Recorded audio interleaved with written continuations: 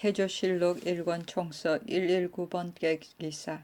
공양왕이 대간에게 우현보의 죄를 논하지 말도록 하다. 공양왕이 또 대간에게 계유하기를 우현보의 죄상은 애매하고 게다가 사죄의 전에 있으니 다시 정죄하지 말라 하고 사순 황윤기로 하여금 태조를 부르게 하니 태조는 병으로서 능히 조회하지 못하였다. 운기가 태조에게 강제로 조회하게 하니 태조가 사람을 시켜 아뢰기를 신이 병으로서 능히 조회하지 못하온데 지금 운기가 신을 강제로 조회하게 하니 어찌할 바를 알지 못하며 황공하여 몸둘 바를 모르겠습니다 하며 공양왕이 노하여 운기를 순군옥에 내려 가두었다. 태조실록 1권 총서 120번째 기사. 태조를 참소하는 말이 돌자 정도전 등과 거취를 논의하다. 태조가 정도전 남은 조인욱 등에게 이르기를 내가 경등과 함께 왕실에 있는 힘껏 협력하였는데도 참소하는 말이 자주 일어나니 우리들이 용납되지 않을까 염려된다. 내가 마땅히 동쪽으로 돌아가서 이를 피하겠다 하면서 먼저 집안 사람들로 하여금 행장을 재촉하여 장차 떠나려 하니 도전 등이 말하기를 공의 한 몸은 종사와 백성이 매여 있으니 어찌 그 거취를 경솔히 할 수가 있겠습니까? 왕실에 남아 도와서 현인을 등용시키고 불초한 사람을 물려쳐서 기강을 진작시키는 것만 갖지 못하니 그렇게 하면 참소하는 말이 저절로 그칠 것입니다. 지금 만약 한 모퉁이에 물려가 있게 된다면 참소하는 말이 더욱 불처럼 일어나서 제 화가 반드시 헤아릴 수 없는 지경에 이르게 될 것입니다 하였다. 태조는 말하기를 옛날에 장자방이 적송자를 따르겠다고 하니 고조가 이를 죄주지 않았는데 나의 마음은 다른 뜻이 없으니 왕이 어찌 나에게 죄주겠는가 하였다. 서로 더불어 의논했으나 결정이 나지 않으니 가신 김지경이 강비에게 사례기를 정도전과 남원 등이 공을 권고하여 동쪽으로 돌아가게 하니 일이 장차 그릇될 것입니다. 이 두 서너 사람을 제거하는 것만 갖지 못합니다 하니 강비가 그 말을 믿고 우리 전하에게 알리기를 정도전과 남원 등은 모두 믿을 수가 없소 하니 대답하기를 공이 참소하는 말에 시달려 물려가실 뜻이 있는데 정도전과 남원 등은 이해 문제를 힘써 진술하여 그 가시는 것을 중지시킨 사람입니다 하므로 이에 지경을 책망하였다. 그 두 서너 사람은 공과 더불어 기쁨과 근심을 같이 한 사람이니 너는 다시 말하지 말라. 장자방은 장량을 말한다. 태조실록 1권 총서 1번째 기사. 공양왕이 태조의 집에 가서 연회를 즐기다. 7월 공양왕이 태조의 사제에 거둥하여 주연을 베풀고 음악을 베풀어 놀다가 밤중이 되어 그치었다. 태조실록 1권 총서 122번째 기사. 태조가 공양왕과 술을 마신 후 마음대로 궁궐의 문을 열고 나가다.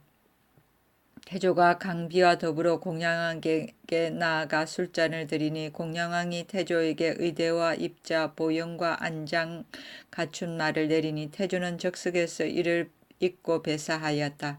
밤에 이르러 유만수가 문을 잠그니 전하가 몰래 태조에게 사래고 나가기를 청하고는 이에 태조의 명령으로서 금직으로 하여금 문을 열게 하고 태조를 모시고 저택으로 돌아왔다. 마상에서 태조가 전하를 돌아보면서 말하기를 가끈은 실로 진귀한 물품인데 내가 장차 너에게 이것을 전해주려고 한다 하였다. 이튿날 왕이 노하여 금직을 가두니 태조가 대궐에 나아가서 술을 견디지 못하여 금직으로 하여금 문을 열게 하였습니다 하고 사과하며 왕이 금직을 놓아주었다.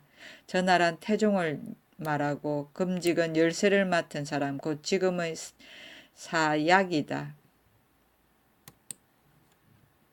태조실록 1권 총서 1, 2, 3번째 기사. 태조를 판문하 부사로 삼다. 9월 태조를 판문하 부사로 삼았다. 태조실록 1권 총서 1, 2, 4번째 기사. 이색이 유배지에서 돌아와 태조를 사제에서 만나다. 11월 이색이 왕의 부름을 받고 평소로부터 서울로 돌아와서 태조를 사제에서 배우니 태조는 몹시 기뻐하여 그를 윗자리에 맞이하고 꿇어 앉아 술을 올리면서 이색에게 서서 마시기를 청하니 이색이 모두 사양하지 않으므로 사람들이 모두 그를 거르게 여겼다. 매우 즐기고서 파하였다. 태조실록 1권 총서 1, 2, 5번째 기사. 태조에게 안사 공신의 칭호를 더 내리다. 12월 태조에게 안사 공신의 칭호를 더 내리었다. 태조실록 1권 총서 1, 2, 6번째 기사. 올량합과 알타리가 조에 와서 다투다가 화해하다. 태조가 집에서 이들을 대접하다. 올량합과 알타리가 와서 조회하면서 윗자리를 서로 다투니 알타리는 말하기를 우리들이 온 것은 윗자리를 다투는 것은 아닙니다. 옛날에 시중 윤관이 우리 땅을 평정하고 비석을 세워 고려 지경이라 했는데 그 지경 안의 인민들이 모두 제 군사의 위엄과 신의를 사모하여 왔을 뿐입니다 하면서 마침내 윗자리를 다투지 아니하였다. 태조가 울량합과 알타리를 저택에 대접하였으니 그들이 성심으로 복종한 때문이다. 제군사는 태조를 말한다. 태조실록 1권 총서 1, 2, 7번째 기사. 술에 취해 공양왕에게 예절을 갖추지 않은 밀직사 이염을 귀양 보내다. 공양왕 4년 1392년 임신종을 밀직사 이염이 술에 취하여 왕에게 예절을 차리지 않으니 간관이 극형에 처하기를 청하며 태조가 아뢰기를 이염이 비록 죄가 있지만은 그 말이 미친 듯이 망령되나 강직한 것에서 나왔으니 이를 용서하기를 청합니다 하니 마침내 곤장을 쳐서 귀양 보내었다. 태조실록 1권 총서 1, 2, 8번째 기사. 공양왕과 금문세족이 태조를 꺼려하다. 태조가 공이 높고 또한 여러 사람의 마음을 얻으니 공양왕이 이를 꺼렸으며 또 구가 세족들은 사전을 혁파한 것을 원망하고 있었으므로 공양왕이 태조를 꺼려하는 것을 알고서는 온갖 방법으로 무함하고 회방하였다. 우창의 당이 왕실에 인척관계를 맺어 조석으로 참수하니 공양왕이 도리어 참수하는 말을 믿고 밤낮으로 좌우의 신하와 더불어 몰래 태조를 제거하려고 도모하였다.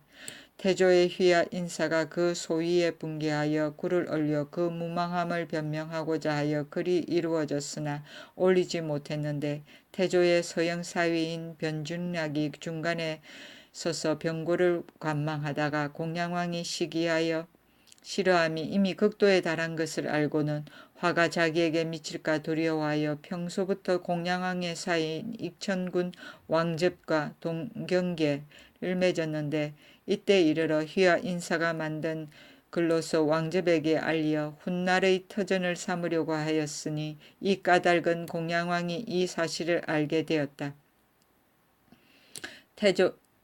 태조에게 이르기를 듣건대 경의 휘하 인사가 글을 만들어 우현보 등을 논죄하고자 한다 하니 경도 또한 그를 알고 있는가 하니 태조는 몹시 놀라면서 알지 못한다고 대답하였다.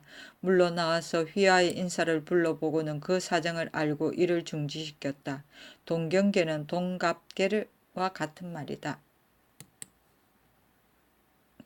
태조실록 1권 총서 1, 2, 9번째 기사. 세자가 명에서 돌아오다. 정몽주가 태조를 견제하기 위해 태조의 측근을 탄핵하다.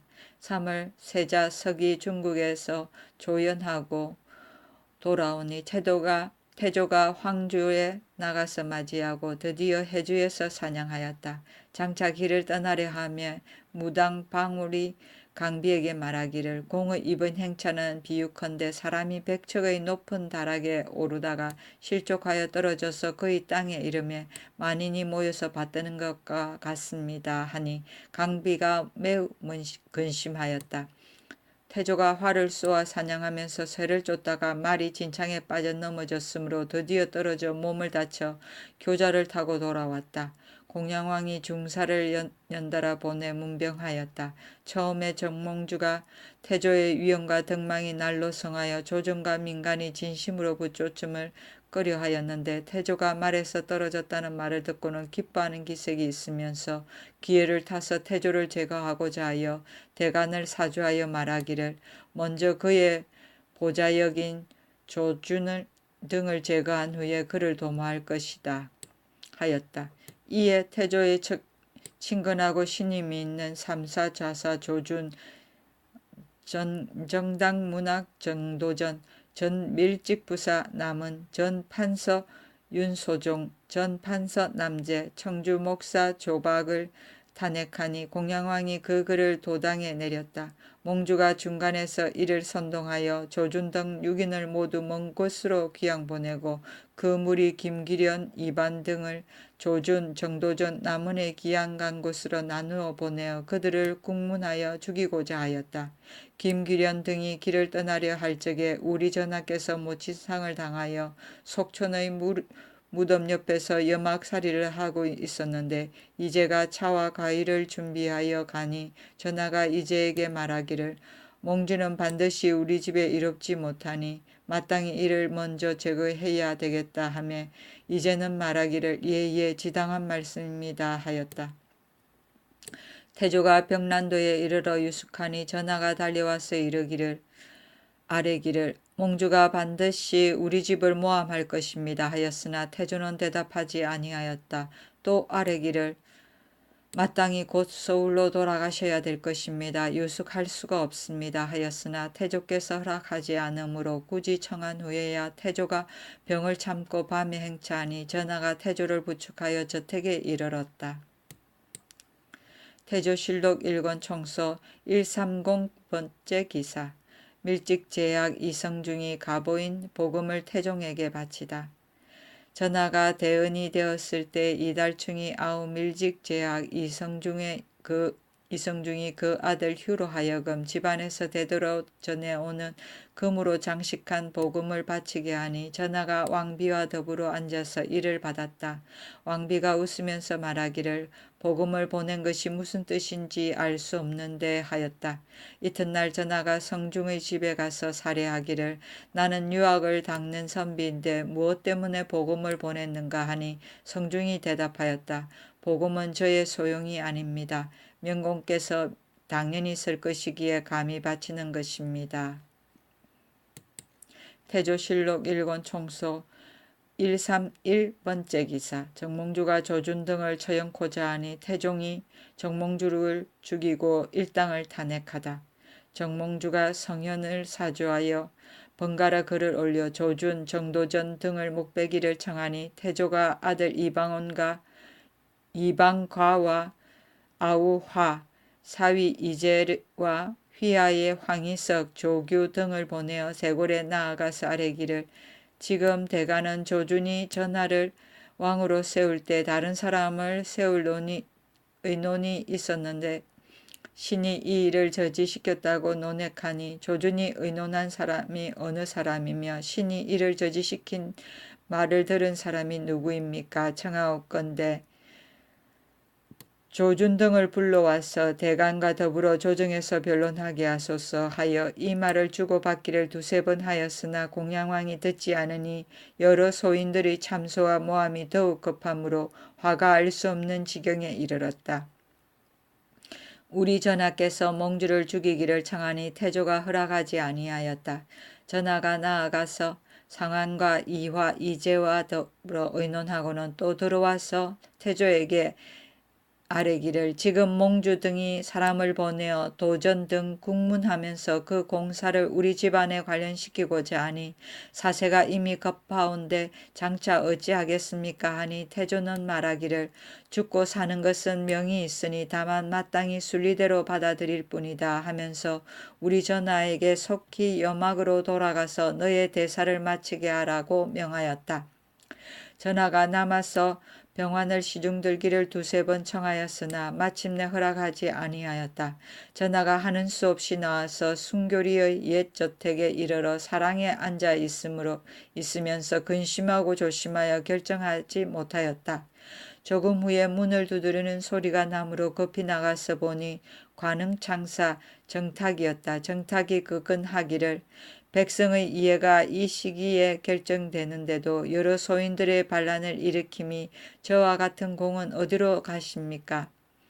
왕후와 장상이 어찌 혈통이 있겠습니까? 하면서 간절히 말하였다. 전하가 즉시 태조의 사저로 돌아와서 상황과 이화, 이재와 의논하여 이두란으로 하여금 몽주를 치려 하니 두란은 말하기를 우리 공께서 모르는 일을 내가 어찌 감히 하겠습니까? 하며 전하는 말하기를 아버님께서 내 말을 듣지 아니하지만 그러나 몽주는 죽이지 않을 수 없으니 내가 마땅히 그 허물을 책임지겠다 하고는 휘하 인사 조영규를 불러 말하기를 이시가 왕실의 공로가 있는 것은 나라 사람들이 모두 알고 있으나 지금 소인의 모함을 당했으니 만약 스스로 변명하지 못하고 손을 묶인 채 살육을 당한다면 저 소인들은 반드시 이시에게 나쁜 평판으로서 뒤집어 씌울 것이니 뒤 세상에서 누가 능히 이 사실을 알겠는가.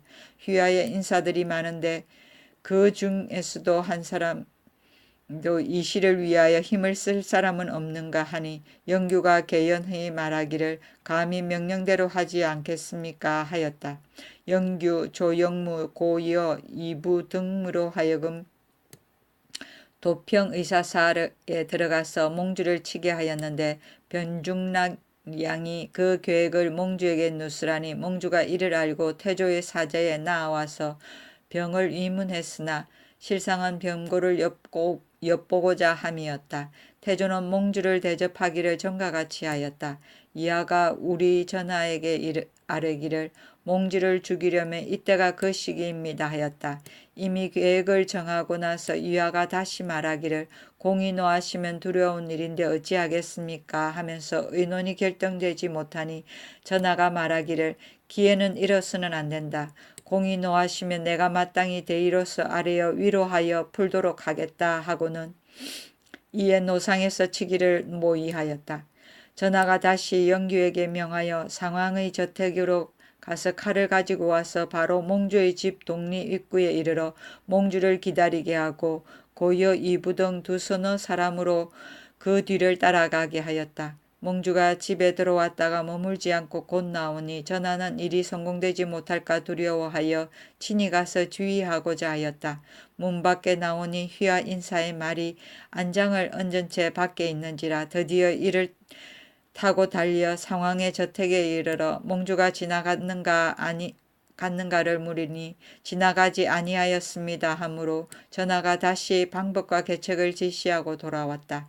이때 전 판개성부사 유원이 죽었는데 몽주가 지나면서 그 집에 조상하느라고 지체하니 이 때문에 영규 등이 무기를 준비하고 기다리게 되었다.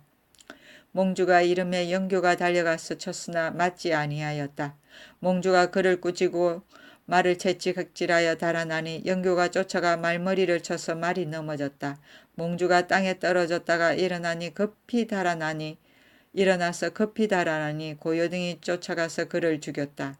영무가 돌아와서 전하에게 이 사실을 아뢰니 전하가 들어가서 태조에게 알렸다. 태조는 크게 노하여 병을 참고 일어나서 전하에게 이르기를 우리 집안은 본디 충효로서 세상에 알려졌는데 너희들이 마음대로 대신을 죽였으니 나라 사람들이 내가 이 일을 몰랐다고 여기겠는가.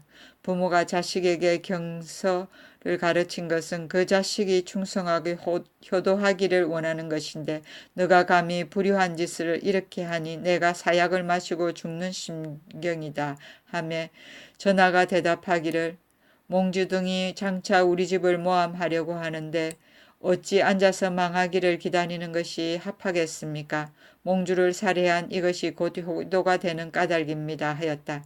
태조가 성난 기색이 한창 성한데 강비가 곁에 있으면서 감히 말하지 못하는지라 전하가 말하기를 어머니께서는 어찌 변명해 주지 않습니까 하니 강비가 노기를 띠고 고하기를 공은 항상 대장군으로서 자처하였는데 어찌 놀라고 두려워할미 이 같은 지경에 이릅니까 하였다.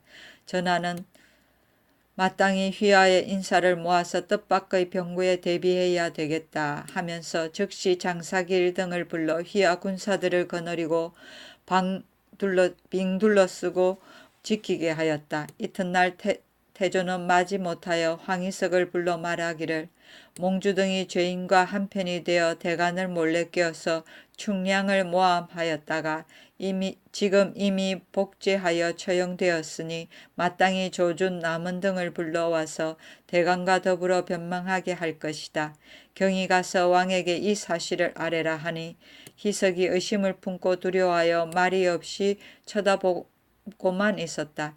이제가 곁에 있다가 성난 목소리로 꾸짖음으로 희석이 대궐에 나아가서 상세히 고하니 공양왕이 말하기를 대간은 탄핵을 당한 사람들과 맞서서 변명하게 할 수는 없다. 내가 장차 대간을 밖으로 내어보낼 것이니 경등은 다시 말하지 말라 하였다. 이때 태조는 노기로 인하여 병이 대단하여 말을 할 수 없는 지경에 이르렀다.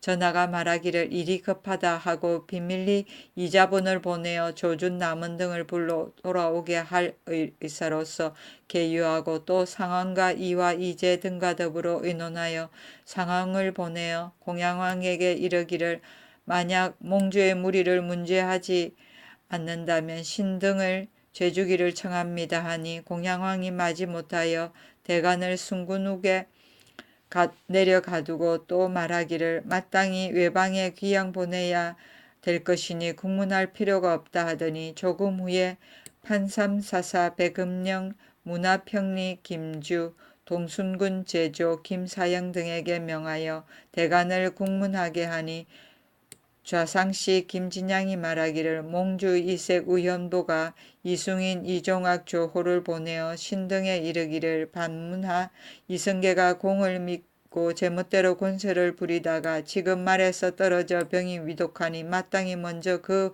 보좌역인 조준 등을 제거한 후에 이성계를 도모할 것이다 라고 했습니다 하였다. 이에 이숭인 이종학 조후를 순군옥에 가두고 조금 후에 김진양과 우상씨 이확 우간이 이내 좌헌납 이감 우헌납 권홍 사헌집이 정희와 정령 김묘 석연 지평 이작 이신과 이숭인 이종학을 먼저 먼 지방에 귀양 보냈다. 형률을 다스리는 사람이 말하기를 김진양 등의 죄는 차명에 해당합니다 하니 태조가 말하기를 내가 사람 죽이기를 좋아하지 않는 지가 오래되었다. 진양 등은 몽주의 사주를 받았을 뿐이니 어찌 함부로 형벌을 쓰겠는가. 그렇다면 마땅히 호되게 곤장을 쳐야 될 것입니다 하니 태조가 말하기를 이미 이들을 용서했는데 어찌 곤장을 칠 필요가 있겠습니까 하였다. 진양 등이 이로 말미암아 형벌을 면하게 되었다. 성현은 대간을 말하고 상황은 정종이다.